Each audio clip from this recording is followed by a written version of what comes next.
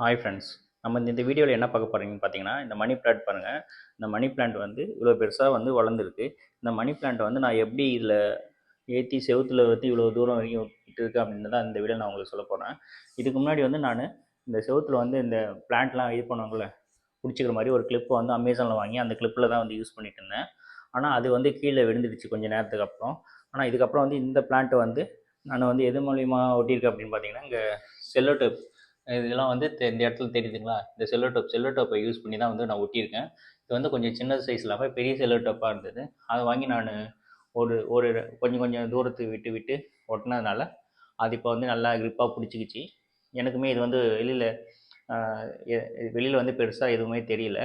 இதுவுமே வந்து அழகாக பார்க்குறதுக்கு நல்லாயிருக்கு.